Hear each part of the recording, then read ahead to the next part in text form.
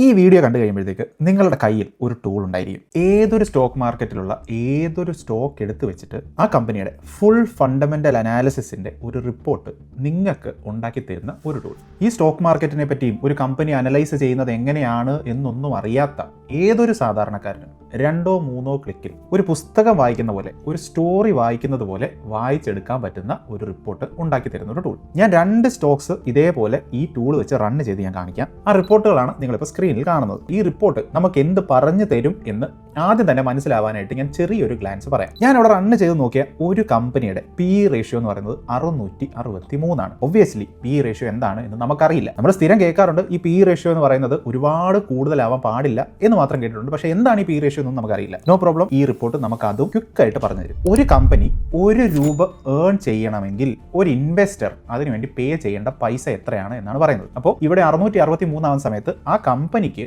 ₹1 earn ചെയ്യാൻ നമ്മളെ പോലുള്ള ഒരു സാധാരണ ഇൻവെസ്റ്റർ പേ ചെയ്യേണ്ടത് 663 രൂപയാണ്. അതൊരു അല്പം കൂടുതലാണ്. കാരണം നിഫ്റ്റി 50യുടെ ആവറേജ് PE റേഷ്യോ എന്ന് പറയുന്നത് 22 ആണ്. ഈ കമ്പനിക്ക് 663. അപ്പോൾ പുറമേ നിന്ന് നോക്കിയാൽ ഈ 663 ഒരുപാട് കൂടുതലാണെന്ന് നമുക്ക് തോന്നുമെങ്കിലും നമ്മൾ ഡെപ്തിൽ ഈ കാര്യങ്ങൾ മനസ്സിലാക്കുമ്പോഴാണ് നമുക്ക് ഒരൊറ്റ നമ്പർ കൊണ്ട് കാര്യങ്ങൾ ഡിസൈഡ് ചെയ്യാൻ പറ്റില്ല എന്ന് മനസ്സിലാവുന്നത്. ഇത് നമ്മളെ പോലൊരു സാധാരണക്കാരൻ മനസ്സിലാക്കണമെങ്കിൽ ഒരുപാട് നാളത്തെ നോളജും ഒരുപാട് മണിക്കൂറത്തെ റിസർച്ചും വേണം. ഈ റിപ്പോർട്ട് നമുക്ക് അതും ക്വിക്കായിട്ട് പറഞ്ഞു തരും. അപ്പോൾ ഞാൻ അത് തന്നെ പറയുന്നത്, ഈ റിപ്പോർട്ട് അങ്ങോട്ട് എടുത്ത് വെച്ചിട്ട് ഇതിൽ നിന്ന് നമുക്ക് കിട്ടുന്നത് എന്താണോ അത് വെച്ചിട്ട് ബയ്യോ സെല്ലോ ഡിസിഷൻ നമ്മൾ എടുക്കണമെന്നല്ല. ഒന്നും അറിയാത്ത ഒരു സാധാരണ ഒരു ബിഗിനറിന് പോലും ഒരുപാട് ഇൻസൈറ്റ്സ് ഈ റിപ്പോർട്ടിന് നമുക്ക് തരാൻ സാധിക്കും. ആ കമ്പനിയെ പറ്റിയുള്ള ഒരു ബേസിക് പിക്ചർ നമുക്ക് തരാൻ സാധിക്കും. അപ്പോൾ കൂടുതൽ സംസാരിക്കാതെ ഇതെങ്ങനെയാണ് ചെയ്യുന്നത് എന്ന് നമുക്ക് നോക്കാം. അപ്പോൾ ആദ്യം തന്നെ ഈ ചാനലിലോട്ട് നിങ്ങൾ ആദ്യമായിട്ടാണ് വരുന്നത് എങ്കിൽ വെൽക്കം ഹോം.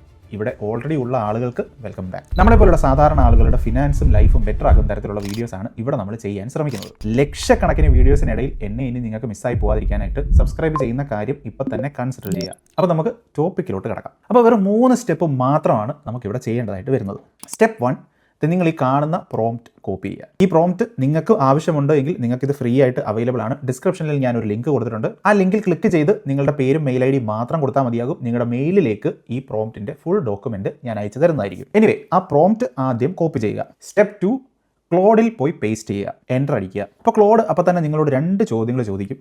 നിങ്ങൾക്ക് ഏത് സ്റ്റോക്കാണ് അനലൈസ് ചെയ്യേണ്ടത്, ആ സ്റ്റോക്കിൽ നിങ്ങൾ എത്ര വർഷത്തേക്കാണ് ഇൻവെസ്റ്റ് ചെയ്യാൻ പ്ലാൻ ചെയ്യുന്നത് എന്ന്. ഒരു റെക്കമെൻഡേഷനും ഇല്ല. ഞാൻ വളരെ റാൻഡമായിട്ട് 2 സ്റ്റോക്കുകൾ ഇവിടെ അടിച്ചു കൊടുക്കുന്നുണ്ട്. ഒരെണ്ണം സൊമാറ്റോ, അത് ഞാൻ 3 വർഷത്തേക്കാണ് ഇൻവെസ്റ്റ് ചെയ്യാൻ പ്ലാൻ ചെയ്യുന്നത് എന്നും, രണ്ടാമത്തത് HDFC, അത് ഞാൻ 5 വർഷത്തേക്കാണ് ഇൻവെസ്റ്റ് ചെയ്യാൻ പ്ലാൻ ചെയ്യുന്നത് എന്ന് ഞാൻ ക്ലോഡിനോട് പറയുന്നു. ഒരു 6-7 മിനിറ്റ് എടുക്കും ഈ റിപ്പോർട്ട് ഫുള്ള് ഒന്ന് ക്രിയേറ്റ് ചെയ്ത് വരാനായിട്ട്. ഞാൻ വളരെ വിഷ്വലി നമുക്ക് കാണാൻ ഭംഗിയുള്ള തരത്തിലുള്ള റിപ്പോർട്ടാണ് ഇവിടെ ക്രിയേറ്റ് ചെയ്ത് വരുന്നത്. അപ്പോൾ ഇത് റിപ്പോർട്ട് റെഡി ആയി കഴിയുമ്പോൾ നമുക്ക് വ്യൂ ബട്ടൺ ക്ലിക്ക് ചെയ്ത് കഴിഞ്ഞാൽ നമുക്ക് ഈ ഇൻറ്ററാക്റ്റീവ് ഡാഷ്ബോർഡിലേക്ക് പോകാം. ഓൾറൈറ്റ്, അപ്പോൾ ഈ 2 റിപ്പോർട്ടുകളും നമുക്കിപ്പോൾ സ്ക്രീനിൽ കാണാം. ഇവിടെ സൈഡിൽ സ്റ്റോക്ക് പൾസ് ഫണ്ടമെൻ്റൽ അനലൈസർ എന്ന് പറഞ്ഞ് എഴുതിയിരിക്കുന്നതാണ്. അത് 2 സ്റ്റോക്കിനുണ്ട്. ഇനി ഇവിടെ കുറേ ടാബുകളുണ്ട്. നമുക്ക് ഓരോ ടാബായിട്ട് നോക്കാം. അതിനു മുമ്പ് ആദ്യം ഈ കിടക്കുന്ന പൾസ് സ്കോർ ഒന്ന് നോക്കാം. ഇവിടെ കണ്ടില്ലേ, HDFCക്ക് 10ൽ 6 പൾസ് സ്കോറായിട്ട് കൊടുത്തിരിക്കുന്നത്. സൊമാറ്റോയ്ക്ക് 10ൽ 5 പൾസ് സ്കോറായിട്ട് കൊടുത്തിരിക്കുന്നത്. അതവിടെ നിൽക്കട്ടെ, നമുക്ക് കൂടുതൽ കാര്യങ്ങൾ നോക്കാം. ഞാൻ ആദ്യം പറഞ്ഞ പോലെ ഈ ഒരൊറ്റ സ്കോറും മാത്രം നോക്കിയിട്ട് നമ്മൾ ബയ്യോ സെല്ലോ ഡിസിഷൻ ഒന്നും എടുക്കേണ്ട. മുന്നോട്ട് നമുക്ക് ഒരുപാട് കാര്യങ്ങൾ മനസ്സിലാക്കാം. ആദ്യം നമ്മൾ ഓവർവ്യൂ എടുത്ത് നോക്കിക്കഴിഞ്ഞാൽ എന്താണ് ഇതിൻ്റെ പ്രൈസ് എന്നും ഇതിൻ്റെ കുറച്ച് കാര്യങ്ങൾ ഇവിടെ പറഞ്ഞിട്ടുണ്ട്. ഇവിടെ എക്സ്ട്രീം വാല്യുവേഷൻ PE റേഷ്യോ 663 ആണ് എന്നും നെഗറ്റീവ് ഫ്രീ ക്യാഷ് ഫ്ലോ ഉണ്ട് എന്നും ഒക്കെ പറഞ്ഞ് കുറച്ച് കാര്യങ്ങൾ അവിടെ ഓവർവ്യൂ പോലെ എഴുതിയിട്ടുണ്ട്. എക്സാക്ട്ലി സെയിം സംഭവം ഈ HDFC ബാങ്കിനെ പറ്റിയും ഒരു ഓവർവ്യൂ കൊടുത്തിട്ടുണ്ട്. നമ്മൾ ഇതിനെപ്പറ്റി ഒന്നും ഡീറ്റെയിൽഡ് ആയിട്ട് വായിക്കുന്നില്ല. നമുക്ക് അടുത്ത ടാബിലോട്ട് പോകാം. ഈ ബിസിനസ് എന്ന് പറയുന്ന ഒരു ടാബിൽ ഞാൻ ജസ്റ്റ് ഒന്ന് വായിച്ച് നോക്കിയപ്പോൾ ഞാൻ കണ്ടൊരു കാര്യം ഞാൻ പറയാം. ഈ HDFC ബാങ്കിനെ പറ്റി ഇവിടെ ഒരു മെർജറിനെ പറ്റി പറയുന്നുണ്ട്. അതായത് ജൂലൈ 2023 ഇത് നമ്മുടെ HDFC ലിമിറ്റഡ്, നമ്മൾ നാട്ടിൽ കൂടെ ഒക്കെ വണ്ടി ഓടിച്ച് പോകുന്ന സമയത്ത് HDFC ലിമിറ്റഡ്, അതായത് ഒരു ഹോം ലോൺ കമ്പനിയാണ്. ആ ഹോം ലോൺ കമ്പനിയുമായിട്ട് നമ്മുടെ HDFC ബാങ്ക് മെർജ് ചെയ്തിട്ടുണ്ടായിരുന്നു ജൂലൈ 2023. ആ മെർജറിനെ പറ്റി പല സ്ഥലത്തായിട്ട് റിപ്പോർട്ടിൽ പറയുന്നുണ്ട്. അപ്പോൾ അത് ഞാനൊന്ന് കാണിച്ചു എന്ന് മാത്രം. അപ്പോൾ ഈ ബിസിനസ്സിൻ്റെ ടാബിൽ പോയി കഴിഞ്ഞാൽ ബേസിക് ആയിട്ടുള്ള കുറച്ച് കാര്യങ്ങൾ ഈ കമ്പനിയെ പറ്റി, അതിൻ്റെ ജോഗ്രഫിക് പ്രസൻസ്, അതിൻ്റെ മെയിൻ റവന്യൂ എവിടെ നിന്നാണ് വരുന്നത്, ഇങ്ങനത്തെ കാര്യങ്ങളെല്ലാം ഈ ബിസിനസ്സിൻ്റെ ഇവിടെ പറഞ്ഞിട്ടുണ്ട്. മോസ്റ്റ് ഇമ്പോർട്ടൻ്റ്ലി നമ്മൾ ഈ ടാബിൽ താഴോട്ട് വരുന്ന സമയത്ത് ഇൻ സിമ്പിൾ വേർഡ്സ് എന്ന് പറഞ്ഞ് കൊടുത്തിട്ടുണ്ട്.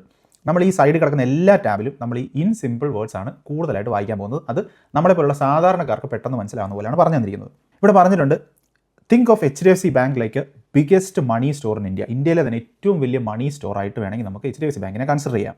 ഞാൻ ഡീറ്റെയിലോട്ട് പോകുന്നില്ല, അവിടെ സിമ്പിൾ വേർഡ്സിൽ കാര്യങ്ങൾ പറഞ്ഞിട്ടുണ്ട്. നമ്മൾ ഇനി നേരെ സൊമാറ്റോയിലോട്ട് പോയി കഴിഞ്ഞാൽ അവിടെയും ബിസിനസ് നമ്മൾ എടുത്തു കഴിഞ്ഞാൽ ഇവിടെ കുറേ കാര്യങ്ങൾ പറഞ്ഞിട്ടുണ്ട്. അതിൻ്റെ ജോഗ്രഫിക് പ്രസൻസ് എന്താണ്, അതിൻ്റെ മെയിൻ റവന്യൂ സ്ട്രീംസ് ഒക്കെ എന്താണ് എന്നൊക്കെ.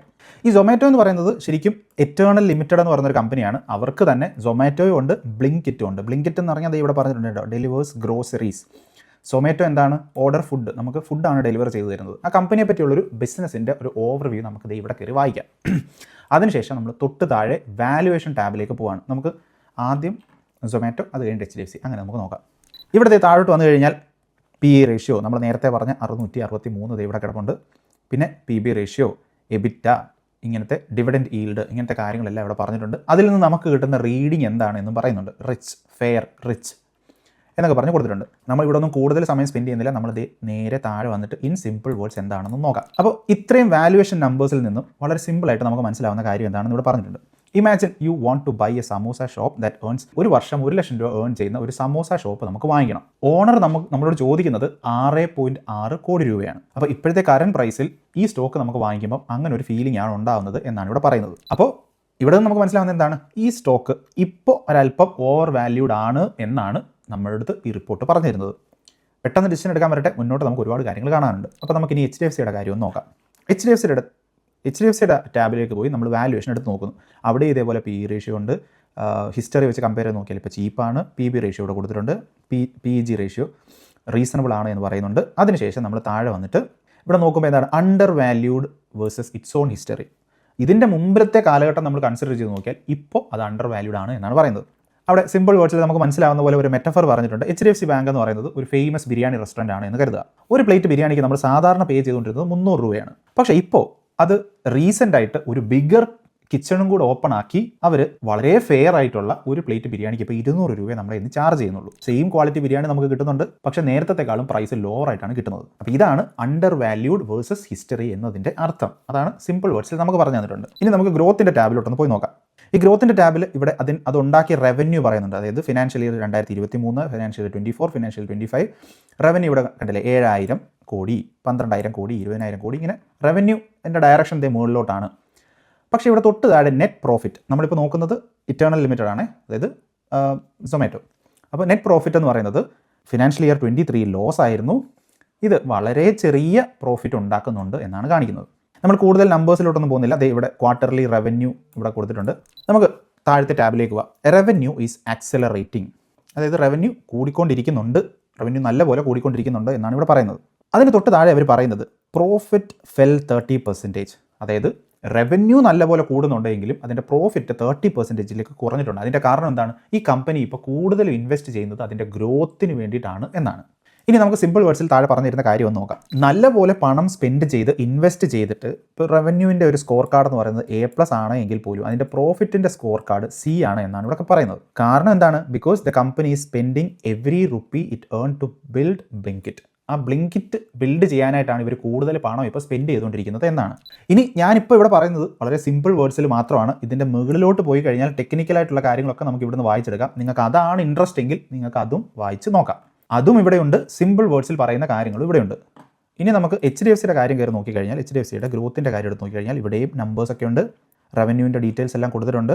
Net interest income, net profit, EPS ഇതെല്ലാം ഇവിടെ കൊടുത്തിട്ടുണ്ട്. അതൊക്കെ ടെക്നിക്കൽ നമ്പേഴ്സാണ്. നമുക്ക് താഴോട്ട് പോവാം. ഇവിടെ എന്താണ്? Growth is slowing. Post merger transition phase. Post merger എന്ന് പറഞ്ഞാൽ എന്താണ്? നേരത്തെ പറഞ്ഞ മറ്റേ ലോൺ കമ്പനിയുമായിട്ടുള്ള മെർജർ അത് കഴിഞ്ഞിട്ടുള്ള ആ ഒരു ഫേസിൽ കൂടാണ് ഇത് പൊയ്ക്കൊണ്ടിരിക്കുന്നത് എന്നാണ്. അതിൻ്റെ മുമ്പുള്ള ഇംപ്രസീവ് ആയിട്ടുള്ള 5 ഇയർ ഹിസ്റ്ററി എടുത്ത് നോക്കിക്കഴിഞ്ഞാൽ ഇപ്പോൾ ഒരു മോഡറേറ്റ് ആയിട്ടുള്ള ഗ്രോത്ത് ആണ് ഇപ്പോൾ അത് കാണിച്ചുകൊണ്ടിരിക്കുന്നത്. കാരണം എന്താണ്? HDFC മെർജർ കാരണം അതിൻ്റെ മാർജിൻസ് ഒക്കെ ചെറുതായിട്ട് കംപ്രസ്ഡ് ആയിട്ടുണ്ട് എന്നിവിടെ പറയുന്നുണ്ട്. പക്ഷേ നമ്മളൊരു 5 വർഷത്തേക്കാണ് ഇൻവെസ്റ്റ് ചെയ്യുന്നത് എങ്കിൽ ഇത് ഒരു ടെമ്പററി ആയിട്ടുള്ള ഒരു ഹെഡ്വിൻഡ് മാത്രമാണ്. ഫിനാൻഷ്യൽ ഇയർ 27 ഓൺവേർഡ്സ് ഇതിൻ്റെ ഗ്രോത്ത് വീണ്ടും ആക്സിലറേറ്റ് ചെയ്യാനുള്ള ചാൻസസ് ഉണ്ട് എന്ന് തന്നെയാണ് ഇവിടെ ഇപ്പോൾ പറയുന്നത്. ഇനി സിമ്പിൾ വേർഡ്സിലെ കാര്യങ്ങൾ നമുക്ക് നോക്കിയാലോ. ഇത് നമുക്ക് HDFC ബാങ്കിൻ്റെ റിപ്പോർട്ട് കാർഡ് എടുത്ത് നോക്കി കഴിഞ്ഞാൽ 85-90 മാർക്കൊക്കെ വാങ്ങിച്ചുകൊണ്ടിരുന്ന HDFC ബാങ്ക് തൽക്കാലം ഇപ്പോൾ വാങ്ങിക്കുന്നത് ഒരു 75 മാർക്കാണ് എന്നാണ് ഇവിടെ പറയുന്നത്. ഇവിടെ പറയുന്നത് മോസ്റ്റ് ടീച്ചേഴ്സ്, HDFC ബാങ്കിനെ ഒരു സ്കൂളിലെ സ്റ്റുഡൻ്റായിട്ട് നമ്മൾ കൺസിഡർ ചെയ്യുമ്പോൾ അവിടുത്തെ മോസ്റ്റ് ടീച്ചേഴ്സ് ബ്രാക്കറ്റിൽ അനലിസ്റ്റുകൾ ഈ മാർക്ക് ഒരു 1-2 വർഷത്തിനകം തന്നെ 85+ലേക്ക് തിരിച്ചു വരാം എന്നാണ് ഇവിടെ പറയുന്നത്. സിമ്പിൾ വേർഡ്സിൽ കാര്യങ്ങളെല്ലാം മനസ്സിലായില്ലേ? ഈ ടെക്നിക്കൽ റീഡിങ്സ് ഒക്കെ വേണമെങ്കിൽ നമുക്ക് ചെയ്യാം. അതിനോടൊപ്പം ഈ ഒരു അനാലിസിസ് നമുക്ക് വായിക്കാം. ഇനി അതിൻ്റെ തൊട്ട് താഴെ കിടക്കുന്നത് ഹെൽത്താണ്. ഈ കമ്പനിയുടെ ഹെൽത്ത് എങ്ങനെയുണ്ട് എന്നാണ്. ഫിനാൻഷ്യൽ ഹെൽത്ത് എടുത്ത് നമ്മൾ നോക്കിക്കഴിഞ്ഞാൽ ഇവിടെ കുറേ കാര്യങ്ങൾ പറയുന്നുണ്ട്. അവിടെ safe, strong, concern, very high, improving, അങ്ങനെയൊക്കെയാണ് ഫിനാൻഷ്യൽ ഹെൽത്തിനെ പറ്റി പറയുന്നത്. ഇത് സൊമാറ്റോ ആണ്. ഇവിടെ bear case, base case, bull case, പല കേസ് സെനാരിയോസും ഇത്ര റവന്യൂ ഉണ്ടായാൽ എന്ത് സംഭവിക്കും, ഇത്ര റവന്യൂ ഉണ്ടായാൽ എന്ത് സംഭവിക്കും, ഇത്ര റവന്യൂ ആണെന്നുണ്ടെങ്കിൽ എന്ത് സംഭവിക്കും എന്നൊക്കെ പറഞ്ഞിട്ടുണ്ട്. നമുക്ക് നേരെ താഴെ സിമ്പിൾ വേർഡ്സിലേക്ക് പോകാം. ഈ കമ്പനിയുടെ ബാലൻസ് ഷീറ്റ് എടുത്ത് നോക്കിക്കഴിഞ്ഞാൽ അത് അടിപൊളിയാണ്, നല്ല ഹെൽത്തിയാണ് എന്നാണ് ഇവിടെ പറയുന്നത്. ഓൾമോസ്റ്റ് 0 ഡെറ്റ്, കടങ്ങളൊന്നും ഇല്ല എന്ന് മാത്രമല്ല 18,000 കോടി ക്യാഷ് കയ്യിലിരിപ്പുണ്ട്. ഇത് മുകളിലോട്ട് വന്ന് നോക്കിയാൽ നമുക്കിവിടെ കാണാം. ക്യാഷ് ഓൺ ഹാൻഡ് 17,972 കോടി രൂപ ക്യാഷ് ആയിട്ട് കയ്യിലിരിപ്പുണ്ട്. ഒരു ജയൻറ്റ് എമർജൻസി ഫണ്ട് തന്നെ അവരുടെ കയ്യിലുണ്ട്. ഒരു ബാങ്ക്രപ്സി റിസ്ക്കോ ഇതെല്ലാം ഒന്നും വരാനുള്ള ചാൻസ് ഇല്ല, കാരണം ഇത്രയും കാശ് കയ്യിലുള്ളതുകൊണ്ട്. ഇവിടെ പറഞ്ഞിരിക്കുന്ന വേറൊരു കാര്യം എന്ന് പറഞ്ഞാൽ ഈ ബ്ലിങ്കറ്റിൻ്റെ വെയർ ഹൗസിലേക്ക് ഇവർ കൊണ്ട് ഇട്ടിരിക്കുന്ന പണമെല്ലാം എത്രത്തോളം പ്രോഫിറ്റ് തിരിച്ചു കൊണ്ടുവരും എന്നുള്ളതിനെ ഡിപ്പെൻഡ് ചെയ്തിരിക്കും ഇതിൻ്റെ ഇമ്മീഡിയറ്റ് ഫ്യൂച്ചർ. അപ്പോൾ ഇവിടെ പറയുന്നത് എന്താണ്, ഒരു മുന്നോട്ടുള്ള ഒരു നല്ല ഭാവിക്ക് വേണ്ടിയിട്ട് ഇപ്പോൾ കയ്യിൽ വരുന്ന റവന്യൂ എല്ലാം ഇൻവെസ്റ്റ് ചെയ്യുന്ന ഒരാളെ പോലെയാണ് ഈ കമ്പനി ഇപ്പോൾ. അത് ഈ ഇൻവെസ്റ്റ് ചെയ്ത സ്ഥലം തിരിച്ച് എങ്ങനെ പൈസ കൊണ്ടുതരും എന്നത് ഡിപ്പെൻഡ് ചെയ്തിരിക്കും മുന്നോട്ടുള്ള കാര്യങ്ങൾ. ഓൾറൈറ്റ്, ഇനി നമുക്ക് HDFC ബാങ്കിൻ്റെ കയറി നോക്കാം. HDFC ബാങ്കിൻ്റെ ഹെൽത്ത് നമ്മളെടുത്ത് നോക്കിക്കഴിഞ്ഞാൽ ഇവിടെ എന്താണ്, very strong, excellent, safe, very safe, watch, healthy, മിക്കവാറുള്ള എല്ലാ സംഭവങ്ങളും വളരെ സ്ട്രോങ് ആണെന്നാണ് പറയുന്നത്. നേരത്തെ പറഞ്ഞ പോലെ bear case, base case, bull case എല്ലാം ഇവിടെ ഉണ്ട്. ഇനി നമുക്ക് സിമ്പിൾ വേർഡ്സ് എന്താണെന്ന് വായിക്കാം. HDFC ബാങ്കിൻ്റെ ഹെൽത്ത് എന്ന് പറയുന്നത് ഒരു വളരെ ഫിറ്റായിട്ടുള്ള ഒരു പേഴ്സൺ ഒരു ചെറിയ ഓപ്പറേഷൻ കടന്നു പോയതുപോലെ ആണ് എന്നാണ്. ആ ഓപ്പറേഷൻ ഇവിടെ കാണിക്കുന്നത് മെർജറിനെ പറ്റിയാണ്. വൈറ്റൽസ് എല്ലാം എക്സലൻ്റ് ആണ്, ഹാർട്ട് റേറ്റ് ഗുഡാണ്, ബ്ലഡ് പ്രഷർ അടിപൊളിയാണ്. പക്ഷേ അവർ റിക്കവറിങ് ഫേസിലായതുകൊണ്ട് ഇപ്പോൾ ഒരല്പം സ്ലോ ആയിട്ടാണ് റൺ ചെയ്യുന്നത്. എന്താണ്, അവരുടെ capital reserves R sky high, അതായത് 19.7% ഉണ്ട് എന്നാണ് പറഞ്ഞത്. ഇവിടെ നമ്മൾ നോക്കിക്കഴിഞ്ഞാൽ മനസ്സിലാവും, ഇത് കണ്ടില്ലേ, ഇത് 19.7% ആണ്. അതൊരു 11.5 ഒക്കെ മതി ആവശ്യം, പക്ഷേ അവർക്ക് അത്രത്തോളം ഉണ്ട്. പിന്നെ ബാഡ് ലോൺസ് ആർ ബെയർലി 1.15%. ഇവിടെ ബാഡ് ലോൺസ് ഇവിടെ കണ്ടില്ലേ, ഗ്രോസ് NPA റേഷ്യോ എന്ന് പറഞ്ഞാൽ bad loans as percentage of total loans. അവർ കൊടുത്തിരിക്കുന്ന ടോട്ടൽ ലോണുകളിൽ എത്ര പെർസെൻറ്റേജ് ബാഡ് ലോൺസ് ആണ് എന്നുള്ളതാണ്. അത് 1.15% മാത്രമേ ഉള്ളൂ. 1.33% ആയിരുന്നു ഒരു വർഷം മുന്നേ. അവിടെ നിന്ന് വീണ്ടും അത് കുറഞ്ഞ് ഒരു ബാങ്കിന് ബെസ്റ്റ് ഇൻ ക്ലാസ് റേറ്റിലേക്കാണ് ഇപ്പോൾ അവർ വന്ന് നിൽക്കുന്നത് എന്നാണ് പറയുന്നത്. ഇവിടെ ആകെ വാച്ച് ചെയ്യണമെന്ന് പറയുന്നത് NIM ആണ്, അതായത് നെറ്റ് ഇൻട്രസ്റ്റ് മാർജിൻ. ഓരോ ലെൻഡിങ്ങിലും അവർക്ക് കിട്ടുന്ന പ്രോഫിറ്റബിലിറ്റിയാണ് ഇത് കണക്ക് കൂട്ടുന്നത്. 3.38 ആണ് എന്നാണ് പറയുന്നത്. അത് കുറച്ചും കൂടെ റിക്കവറി ചെയ്യേണ്ടതായിട്ടുള്ള ആവശ്യമുണ്ടോ എന്ന് വാച്ച് ചെയ്യണം എന്നും ഇവിടെ പറയുന്നുണ്ട്. ഇനി നമുക്ക് അടുത്ത ടാബിലോട്ട് പോകാം. അടുത്ത ടാബാണ് റിട്ടേൺസ്. റിട്ടേൺസ് എടുത്ത് നോക്കിയാൽ ROE, ROCE എല്ലാം ഇവിടെ സൊമാറ്റോയ്ക്ക് വീക്കാണ് എന്നാണ് പറയുന്നത്. ഡിവിഡൻഡ് എന്ന് പറയുന്നത് ഇവർ ഡിവിഡൻഡ് ഒന്നും ഇപ്പോൾ കൊടുക്കുന്നില്ല. അവരുടെ കയ്യിൽ കിട്ടുന്ന എല്ലാ പൈസയും അവർ ഫ്യൂച്ചർ ഇൻവെസ്റ്റ്മെൻറ്റിന് വേണ്ടി കൊടുക്കുന്നതുകൊണ്ട് തന്നെ ഇവർ ഡിവിഡൻഡ് ഒന്നും കൊടുക്കുന്നില്ല. നമുക്കത് ഇവിടെ ടാബ് ഒന്ന് വായിച്ച് നോക്കാം. ROE and ROCE are a red flag in isolation. അതായത് ROEയും ROCEയും മാത്രം നമ്മളെടുത്ത് മാറ്റി വെച്ച് നോക്കിയാൽ ആ നമ്പേഴ്സ് ഒരു റെഡ് ഫ്ലാഗ് ആയിട്ട് നമുക്ക് തോന്നിയേക്കാം. പക്ഷേ ഈ ഒരു കോണ്ടെക്സ്റ്റിൽ അങ്ങനെ റെഡ് ഫ്ലാഗ് ആണോ എന്ന് നമുക്ക് നോക്കാം. മിക്ക കമ്പനികൾക്കും ROE എന്ന് പറയുന്നത് ഒരു 1.7% ഒക്കെ ആയിക്കഴിഞ്ഞാൽ അത് വളരെ വലിയ പ്രശ്നമാണ്. ഇവിടെ ROE 1.7% ആണ്. പക്ഷേ ഈ കമ്പനി ഇപ്പോൾ ബിൽഡ് മോഡിലാണ് എന്നാണ് ഇവർ പറയുന്നത്. അവർ കൂടുതൽ ക്യാപിറ്റൽ ബേൺ ചെയ്തുകൊണ്ടിരിക്കുന്നത് ആ ബ്ലിങ്കിറ്റ് ബിൽഡ് ചെയ്ത് വരാനായിട്ടാണ്. ഈ ROE എന്ന് പറയുന്നത് ഈ ബ്ലിങ്കിറ്റ് തിരിച്ചവർക്ക് പ്രോഫിറ്റ് ഉണ്ടാക്കി കൊടുക്കുന്ന സമയത്ത് അതൊരു 10%ലേക്കൊക്കെ ഇത് ക്രോസ് ചെയ്യുന്ന സമയത്ത് ആ ഒരു ഗ്രോത്ത് ഇൻഫ്ലെക്ഷൻ സിഗ്നലാണ് നമുക്ക് തരാൻ പോകുന്നത്. അത് വാച്ച് ചെയ്തോളാനാണ് ഇപ്പോൾ സിസ്റ്റം നമ്മുടെ അടുത്ത് പറഞ്ഞിരുന്നത്. ഇനി സിമ്പിൾ വേർഡ്സ് എന്താണ്, ഇമാജിൻ യു ഗീവ് 100 റുപ്പീസ് ഒരു കൂട്ടുകാരന് 100 രൂപ ഒരു ബിസിനസ് റൺ ചെയ്യാനായിട്ട് നമ്മൾ കൊടുത്തു. അവർ 1.71 റുപ്പീസാണ് നമുക്ക് പ്രോഫിറ്റായിട്ട് തിരിച്ചു തരുന്നത്. അത് വളരെ ടെറിബിൾ ആയിട്ടുള്ളൊരു പ്രോഫിറ്റ് എന്നേ നമുക്ക് പറയാൻ പറ്റും. പക്ഷേ ആ ബിസിനസ് ചെയ്യുന്ന കൂട്ടുകാരൻ നമ്മുടെ കയ്യിൽ നിന്ന് 100 രൂപ മേടിച്ചതുപോലെ തന്നെ മറ്റുള്ള ആളുകളിൽ നിന്നൊക്കെ മേടിച്ചിട്ട് ഈ ഷോപ്പിനെ മറ്റൊരു 2000 ഷോപ്പാക്കി മാറ്റാനുള്ള പണി നടത്തിക്കൊണ്ടിരിക്കുകയാണ്. അതിന് വേണ്ടിയിട്ടാണ് ഈ 100 രൂപ അവർ ഇൻവെസ്റ്റ് ചെയ്യുന്നത്. എന്നിട്ട് ഫ്യൂച്ചറിൽ നമുക്ക് പെർ ഇയർ 10 രൂപ വെച്ച് തിരിച്ചു തരാനായിട്ടാണ് ഇവർ ശ്രമിച്ചുകൊണ്ടേ ഇരിക്കുന്നത് എന്ന് കരുതുക. സിമിലർ ആയിട്ടുള്ള സിറ്റുവേഷനാണ് ഇവിടെ നടക്കുന്നത് എന്നാണ് ഈ റിപ്പോർട്ട് നമുക്ക് പറഞ്ഞിരുന്നത്. അപ്പോൾ ഈ സ്റ്റോക്ക് നമ്മൾ വാങ്ങിക്കുവാണെങ്കിൽ നമ്മുടെ എൻറ്റയർ ബെറ്റ് നിൽക്കുന്നത് എവിടെയാണ്, അവർ ആ ഇൻവെസ്റ്റ് ചെയ്തുകൊണ്ടിരിക്കുന്ന ആ ഒരു പുതിയ ആ ഒരു ഏരിയ ഓഫ് ബിസിനസ് അത് എത്ര പ്രോഫിറ്റ് തിരിച്ചു കൊണ്ടെത്തിച്ച് തരും എന്നുള്ളതിലാണ് നമ്മുടെ എൻറ്റയർ ബെറ്റ് ഇരിക്കുന്നത് എന്നാണ് പറയുന്നത്. അത് ഇവിടെ അവർ പറഞ്ഞിട്ടുണ്ട്, no dividend, no current returns, only bet on future growth. അവർ മുഴുവൻ ഫുൾ ഡബിൾ ഡൗൺ ചെയ്തിരിക്കുന്നത് എങ്ങോട്ടാണ്, ഫ്യൂച്ചർ ഗ്രോത്തിനേക്ക് വേണ്ടിയിട്ടാണ്. അപ്പോൾ നമ്മൾ HDFC ബാങ്കിൻ്റെ റിട്ടേൺസ് ഒന്ന് എടുത്ത് നോക്കിക്കഴിഞ്ഞാൽ ഇവിടെയും മോഡറേറ്റ് ആയിട്ടുള്ള returns, moderate, excellent, improving, sustainable എന്നൊക്കെ പറഞ്ഞിട്ടുണ്ട്. ഇവിടെ imagine you give 100 rupees to HDFC bank, അവർ റിട്ടേൺ ചെയ്യുന്നത് 13.8 ആണ് ആസ് പ്രോഫിറ്റ്. ഇത് ഇവിടെ നമുക്ക് നോക്കിയാൽ അറിയാം, ROE 13.8. ROE ഭയങ്കര സ്പെക്ടാക്കുലർ ആണെന്നൊന്നും പറയാൻ പറ്റില്ല, കാരണം ഐഡിയൽ എന്ന് പറയുന്നത് ഒരു 15 മുകളിൽ പോയാൽ നല്ലതാണ് എന്ന് നമുക്ക് പറയാം. അപ്പോൾ ഇവിടെ അവർ ആ മെർജർ കാരണമാണ് ഈ പ്രശ്നം ഉണ്ടാകുന്നതെന്നൊക്കെ പറയുന്നുണ്ട്. ഓരോ 100 റുപ്പീസിൻ്റെ അസറ്റിനും HDFC ബാങ്ക് 1.94 പ്രോഫിറ്റ് ഉണ്ടാക്കുന്നുണ്ട്. അത് ഇവിടെ റിട്ടേൺ ഓൺ അസറ്റ് 1.94 ആണ്. അത് എക്സലൻ്റ് ആണ് എന്ന് പറയുന്നുണ്ട്. പോരാത്തതിന് അതിന് മുകളിൽ നമുക്ക് ഡിവിഡൻറ്റും പേ ചെയ്യുന്നുണ്ട്. Almost 15.50 for financial year 26. അവരുടെ സ്റ്റോക്ക് ഹോൾഡ് ചെയ്യുന്നതിന് ഒരു ലിറ്റിൽ സാലറി ആണ് എന്നാണ് ഇവിടെ അവർ പറഞ്ഞിരിക്കുന്നത്. ഇനി അടുത്ത സെക്ഷൻ എന്താണ്? അടുത്ത സെക്ഷൻ മോട്ട്. നമുക്ക് മോട്ട് എന്താണെന്ന് നോക്കാം. എന്താണ് മോട്ട്? എന്താണ് ഈ മോട്ട് എന്ന് പറയുന്നൊരു വാക്കുകൊണ്ട് ഉദ്ദേശിക്കുന്നത്? ഈ മോട്ട് എന്ന് ഉദ്ദേശിക്കുന്നത് കോമ്പറ്റേറ്റീവ് ആയിട്ടുള്ള അഡ്വാൻറ്റേജ് ആണ്. ഇപ്പം ഞാനിവിടെ ഒരു ബിസിനസ് നടത്തിക്കൊണ്ടിരിക്കുകയാണ്. പെട്ടെന്ന്, അല്ലെങ്കിൽ ഞാനൊരു 5 വർഷമോ 10 വർഷമായിട്ടോ ബിസിനസ് നടത്തിക്കൊണ്ടിരിക്കുകയാണ്. ഇനി ഞാൻ കുറേ കസ്റ്റമേഴ്സിനെയൊക്കെ ഉണ്ടാക്കിയിട്ടുണ്ട്. അവരോടൊക്കെ ഞാൻ നന്നായിട്ടാണ് പെരുമാറുന്നത്. അവർ സ്ഥിരം എൻ്റെ കടയിൽ വന്നാണ് സാധനം വാങ്ങിയത്. പെട്ടെന്ന് തൊട്ടപ്പുറത്തൊരു കട തുടങ്ങി. അയാൾ ചിലപ്പോൾ പ്രൈസ് കുറച്ചായിരിക്കാം വിൽക്കുന്നത്. എങ്കിൽ പോലും എനിക്ക് ഈ ആളുകളോടുള്ള കണക്ഷൻസ് ഉണ്ട്. ചിലപ്പോൾ ഈ ആളുകൾക്ക് ഞാൻ കടം കൊടുക്കുന്നുണ്ടായിരിക്കാം. ഈ ആളുകളുമായിട്ടുള്ള റിലേഷൻ ഞാൻ ബിൽഡ് ചെയ്തത് എൻ്റെ കോമ്പറ്റേറ്റീവ് അഡ്വാൻറ്റേജ് ആണ്. അത് എൻ്റെ മോട്ടാണ്. ഇതൊരു എക്സാമ്പിൾ മാത്രമാണ്. ഇതേപോലെ പല കമ്പനികൾക്ക് അവരുടേതായിട്ടുള്ള മോട്ട് ഉണ്ടായിരിക്കാം.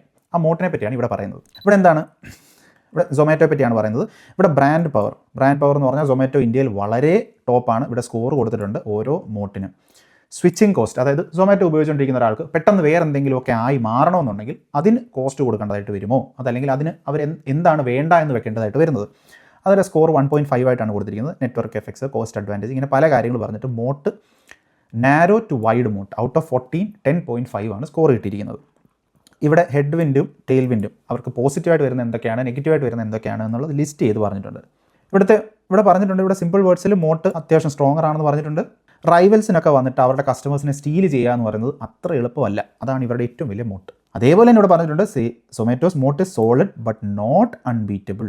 ഒരിക്കലും ബീറ്റ് ചെയ്യാൻ പറ്റാത്ത ഒരു മോട്ടാണ് എന്നൊന്നും പറയാൻ പറ്റില്ല. അതേപോലെ ഇവിടെ മെൻഷൻ ചെയ്തിട്ടുണ്ട് Swiggy already has its own equivalent fort. സ്വിഗ്ഗിയും ഇതേപോലെ ബിൽഡ് ചെയ്ത് വരുന്നുണ്ട്. ബട്ട് കസ്റ്റമർ ബേസ് താൽക്കാലികമായിട്ട് ഇപ്പോൾ സൊമാറ്റോയ്ക്ക് തന്നെയാണ് കൂടുതൽ. ഈ ഒരു മോട്ട് അവർക്കുണ്ട്. ഒരു 2 പ്ലെയർ വാറാണ്, ഇതൊരു മോണോപ്പൊളി അല്ല. ഇനി നമുക്ക് HDFCയുടെ കാര്യം നോക്കാം. HDFCയുടെ മോട്ട് എന്താണ്? HDFCയുടെ മോട്ട് ബ്രാൻഡ് പവർ, സ്വിച്ചിങ് കോസ്റ്റ്, ഇങ്ങനത്തെ ഒരുപാട് കാര്യം, കോസ്റ്റ് അഡ്വാൻറ്റേജ് എല്ലാം എടുത്തിട്ട് മോട്ട് വൈഡ് മോട്ടാണുള്ളത്. 13 ഔട്ട് ഓഫ് 14 ഉണ്ട്. ഹെഡ് വിൻഡും ടെയിൽ വിൻഡും ഇവിടെ നമുക്ക് വായിച്ചു നോക്കാം. ഒരുപാട് കാര്യങ്ങൾ പറഞ്ഞിട്ടുണ്ട്. A mote is the deep water trench around A fort എന്ന് പറഞ്ഞാൽ എന്താണ്? നമ്മുടെ പല രാജാക്കന്മാർക്കും പണ്ട് അവർക്ക് ഒരു ഫോർട്ടോ അല്ലെങ്കിൽ ഒരു കൊട്ടാരമോ ഒക്കെ കാണും. ആ ഫോർട്ടിന് ചുറ്റും അവരൊരു ട്രെഞ്ച് കുഴിച്ചിട്ട് അതിനകത്ത് വെള്ളം ഒഴിച്ചു വയ്ക്കും, ആളുകൾക്ക് പെട്ടെന്ന് അതിലേക്ക് കയറാതിരിക്കാനായിട്ട്. അപ്പോൾ ഒരു മോട്ടെന്ന് പറഞ്ഞാൽ ഇതേപോലെ ഒരു ട്രെഞ്ച് കുഴിച്ച് വെച്ചിരിക്കുന്നതിന് തുല്യമാണ്. മറ്റുള്ള കോമ്പറ്റീറ്റേഴ്സിന് ഈസിലി ആ ഫോർട്ടിലേക്ക് ഇടിച്ച് കയറാനോ അവരുടെ ബിസിനസ് പൊളിക്കാനോ പറ്റില്ല. അതാണ് ഈ മോട്ടെന്ന് പറയുന്നത്. It stops enemies from attacking. അപ്പോൾ HDFC ബാങ്കിൻ്റെ മോട്ടെന്ന് പറയുന്നത് ആളുകളുടെ ട്രസ്റ്റും 30 വർഷം കൊണ്ട് ഉണ്ടാക്കിയെടുത്ത ആളുകളുടെ ട്രസ്റ്റും മാസീവായിട്ടുള്ള ബ്രാഞ്ച് നെറ്റ്വർക്കും ഗവൺമെൻറ്റിൻ്റെ ലൈസൻസുകൾ, അതായത് പെട്ടെന്നൊരു കോമ്പറ്റേറ്റീവ് ബാങ്ക് ബിൽഡ് ചെയ്തുകൊണ്ട് വരുന്നതിന് വേണ്ടിയിട്ടുള്ള ഗവൺമെൻറ്റിൻ്റെ ലൈസൻസിങ് പ്രൊസീജിയേഴ്സും ഒക്കെ അവിടെ നിൽക്കുന്നത് കൊണ്ട് തന്നെ പെട്ടെന്ന് ഒരാൾക്ക് കയറി വന്നിട്ട് ഇതിനെ ഡിസ്റപ്റ്റ് ചെയ്യുക എന്ന് പറയുന്നത് പോസിബിൾ അല്ല. അപ്പോൾ ഇതാണ് മോട്ടിനെ പറ്റിയുള്ള ആ ഒരു ടാബ്. നമുക്കിനി അടുത്ത സെക്ഷൻ നോക്കാം. പിയേഴ്സ് എന്ന് പറഞ്ഞാൽ എന്താണ്? സിമിലർ ആയിട്ട് ഇതേ കമ്പനിയുടെ കൂടെ കോമ്പീറ്റ് ചെയ്തുകൊണ്ടിരിക്കുന്ന മറ്റേ ആളുകളുടെ കാര്യങ്ങളാണ് പറയുന്നത്. ഇവിടെ സ്വിഗ്ഗി ഉണ്ട്. അവരുടെ മാർക്കറ്റ് ക്യാപ്പ് എന്ന് പറയുന്നത് 75,000 crores ആണ്. സൊമാറ്റോയുടെ എത്രയാണ്? 2,47,425 കോടിയാണ്. ഇവിടെ കുറേ ബേസിക് ആയിട്ടുള്ള കാര്യങ്ങളൊക്കെ പറഞ്ഞിട്ടുണ്ട്. ഇനി ഇൻ സിമ്പിൾ വേർഡ്സ്, സൊമാറ്റോ ആണ് തൽക്കാലം ഇപ്പോഴത്തെ ക്ലാസ് ടോപ്പർ. ബിഗറാണ്, കൂടുതൽ ക്യാഷ് ഉണ്ട്, ഓൾറെഡി പ്രോഫിറ്റബിൾ. അതിൻ്റെ കോർ ബിസിനസ്സിൽ ഇപ്പോൾ അത് പ്രോഫിറ്റബിൾ ആണ്.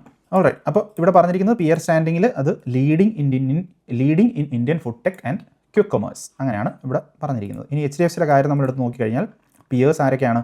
ICICI bank, Kotak Mahindra. 12 ലക്ഷം കോടി രൂപയാണ് HDFCയുടെ മാർക്കറ്റ് ക്യാപ്പ്. ഇത് 9 ലക്ഷം കോടി രൂപയാണ് ICICI ബാങ്കിൻ്റെ മാർക്കറ്റ് ക്യാപ്പ്. അങ്ങനത്തെ ബാക്കി ഡീറ്റെയിൽസ് ഒക്കെ ഇവിടെ പറഞ്ഞിട്ടുണ്ട്. അതിനുശേഷം in simple words peer standing leading തന്നെയാണ്. ഇൻ സിമ്പിൾ വേർഡ്സ് ഇവിടെയും ഇത് തന്നെയാണ് ക്ലാസ് ടോപ്പർ. ഇവിടെ ഒരു കാര്യം പറഞ്ഞിട്ടുണ്ട്, ICICI ബാങ്കിനാണ് ഇപ്പോഴത്തെ സെക്കൻഡ് റാങ്ക് കിട്ടിയിരിക്കുന്ന സ്റ്റുഡൻറ്റ്. പക്ഷേ അത് ഹൈ സ്കോർ നേടാനുള്ള ചാൻസസ് ഉണ്ട് എന്നും പറയുന്നുണ്ട്. രണ്ടുപേരും എക്സലൻ്റ് ആണ്. ട്രസ്റ്റും സൈസും കമ്പയർ ചെയ്ത് നോക്കിയാൽ ഇപ്പോൾ HDFC ബാങ്കാണ് വിൻ ചെയ്ത് നിൽക്കുന്നത്. ഗ്രോത്തും ROEയും കൺസിഡർ ചെയ്താൽ ICICI ആണ് ഇപ്പോൾ മുന്നിൽ നിൽക്കുന്നത് എന്നും പറഞ്ഞിട്ടുണ്ട്.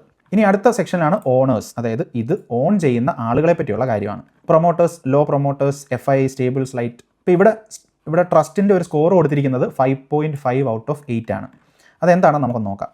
നമ്മുടെ ഒരു ട്രഡീഷണൽ ബിസിനസ് പോലെ അല്ല സൊമാറ്റോ ആളുകൾ ഹോൾഡ് ചെയ്തിരിക്കുന്നത്. ഫൗണ്ടർ ഓണേഴ്സ് 4% മാത്രമേ അത് ഹോൾഡ് ചെയ്യുന്നുള്ളൂ. അതിൻ്റെ അർത്ഥം എന്താണ്? ഈ കമ്പനി ലാർജ്ലി ഓൺ ചെയ്യുന്നത് ആരാണ്? വലിയ ഗ്ലോബൽ ഫണ്ടുകളും ഇന്ത്യൻ ഫണ്ടുകളുമാണ് ഇത് ഹോൾഡ് ചെയ്യുന്നത് എന്നാണ്. ഇതൊരു ഡബിൾ എഡ്ജ്ഡ് സോഡാണെന്നാണ് പറയുന്നത്. ഇത് ഒരു സൈഡിൽ നോക്കിയാൽ നല്ലതാണ്, മറ്റൊരു സൈഡിൽ നോക്കിയാൽ ഇതിൻ്റേതായിട്ടുള്ള പ്രശ്നങ്ങളും ഉണ്ട്. ഇവിടുത്തെ ഗുഡ് ന്യൂസ് എന്ന് പറഞ്ഞു കഴിഞ്ഞാൽ ഷെയർസ് ഒന്നും പ്ലെഡ്ജഡ് ആയപ്പെട്ടിട്ടില്ല. അതുമാത്രമല്ല ഇന്ത്യൻ മ്യൂച്വൽ ഫണ്ട്സ് ഇത് കൂടുതൽ ബൈ ചെയ്യുന്നുണ്ട്. മാനേജ്മെൻറ്റുകൾ എന്താണ് അവരിനി മുന്നോട്ട് അച്ചീവ് ചെയ്യാൻ പോകുന്നത് എന്നുള്ള കാര്യം എല്ലാം ഓപ്പൺലി അവർ സംസാരിക്കുന്നുണ്ട് എന്നുള്ളതാണ്. ഈ ഒരു സെൻറ്റൻസ് ഒന്ന് കണ്ടോളൂ. ഇവിടെ നിന്ന് നിങ്ങൾക്ക് മനസ്സിലായത് എന്താണ് എന്ന് നിങ്ങൾ സ്വയം റിസർച്ച് ചെയ്ത് കണ്ടുപിടിക്കാൻ നോക്കുക. The CCI investigation is the main trust over hang. അതൊന്ന് വായിച്ചിട്ട് അതിലെന്താണ് നിങ്ങൾക്ക് മനസ്സിലായതെന്ന് താഴെ നിങ്ങൾ തന്നെ പറയുക. നമുക്കിനി HDFC ബാങ്കിൻ്റെ കാര്യം ഒന്ന് എടുത്ത് നോക്കാം. ഇവിടെ HDFC ബാങ്കിനകത്ത് ഓണേഴ്സ് എന്താണ്? No promoter. അതെന്താണെന്ന് നമുക്ക് താഴോട്ട് മനസ്സിലാവും. ഇവിടുത്തെ ട്രസ്റ്റ് സ്കോർ എന്താണ്? 7/8. മാനേജ്മെൻറ്റ് ട്രസ്റ്റ് സ്കോർ, അതായത് മാനേജ്മെൻറ്റ് ഈ കമ്പനിയെ തന്നെ എത്രത്തോളം ട്രസ്റ്റ് ചെയ്യുന്നുണ്ട് എന്നുള്ളതാണ്. ഇവിടെ അതേപോലെ തന്നെ ട്രഡീഷണൽ ഫൗണ്ടർ ഹോൾഡിംഗ് ഷെയർസ് അല്ല HDFC ബാങ്കിലുള്ളത്. മെർജർ കഴിഞ്ഞപ്പോഴത്തേക്ക് bank became entirely owned by institutions, അതായത് മ്യൂച്വൽ ഫണ്ടുകൾ, ഫോറിൻ ഫണ്ട്സ്, ഇൻഷുറൻസ് കമ്പനീസ്, പിന്നെ റീറ്റെയിൽ ഇൻവെസ്റ്റേഴ്സ്, നമ്മളെപ്പോലുള്ള റീറ്റെയിൽ ഇൻവെസ്റ്റേഴ്സ്. അതായത് ഒരു കംപ്ലീറ്റ്ലി പബ്ലിക്കലി ഓൺഡ് കമ്പനി പോലെ തന്നെയാണ്. ഇതിനകത്ത് ഒരു പ്രൊമോട്ടറോ അല്ലെങ്കിൽ പ്രൊമോട്ടേഴ്സോ കൂടുതൽ ഷെയർ ഹോൾഡ് ചെയ്യുന്ന ഒരു സിസ്റ്റമോ ഒന്നും ഇവിടെ ഇല്ല. But some of India's and world's best money managers have parked 84% of their trust in it. അതൊരു മേജർ അഡ്വാൻറ്റേജ് ആണ്. പിന്നെ the management has clean track record of no scandals, അതായത് അഴിമതികളിലോ അതല്ലെങ്കിൽ സെബി ആക്ഷൻസിലോ ഒന്നും ചെന്ന് വീണിട്ടില്ല. പ്രോപ്പറായിട്ടുള്ള ഓണസ്റ്റ് ആയിട്ടുള്ള കമ്മ്യൂണിക്കേഷൻ വിത്ത് ഇൻവെസ്റ്റേഴ്സ് നടത്തുന്ന നല്ല മാനേജ്മെൻ്റ് ആണ് ഇതുവരെയുള്ള ട്രാക്ക് റെക്കോർഡ് നോക്കിയാൽ ഉള്ളത് എന്നിവിടെ പറയുന്നുണ്ട്. പിന്നെ നമ്മൾ നേരത്തെ കണ്ട പൾസ് സ്കോറിലേക്ക് നമ്മൾ എടുത്ത് നോക്കിക്കഴിഞ്ഞാൽ സൊമാറ്റോയ്ക്ക് എത്രയാണ് പൾസ് സ്കോർ? പൾസ് സ്കോർ 5/10 ആണ്. പൾസ് സ്കോർ ഇട്ടിരിക്കുന്നത് എന്തൊക്കെ കാരണത്താലാണെന്ന് ഇവിടെ കൃത്യമായിട്ട് പറയുന്നുണ്ട്. ROE above 15, ROCE above 15, promoters holding stable or rising, ഇങ്ങനത്തെ ഒരുപാട് ഫാക്ടേഴ്സ് കൺസിഡർ ചെയ്തിട്ടാണ് ഈ 10ൽ സ്കോർ കൊടുത്തിരിക്കുന്നത്. ഇവിടെയും നമുക്ക് വായിക്കാനുള്ള ഒരു സിമ്പിൾ വേർഡ്സിൽ കൊടുത്തിട്ടുള്ള കുറച്ച് കാര്യങ്ങളൊക്കെ ഉണ്ട്. ഇന്ത്യയുടെ തന്നെ മോസ്റ്റ് അംബീഷ്യസ് ഡിജിറ്റൽ കൊമേഴ്സ് പ്ലാറ്റ്ഫോമിൽ ഒന്നാണ് സൊമാറ്റോ. എക്സ്പ്ലോസീവ് ആയിട്ടുള്ള ഗ്രോത്ത് ഇതിന് കിട്ടുന്നുണ്ട്.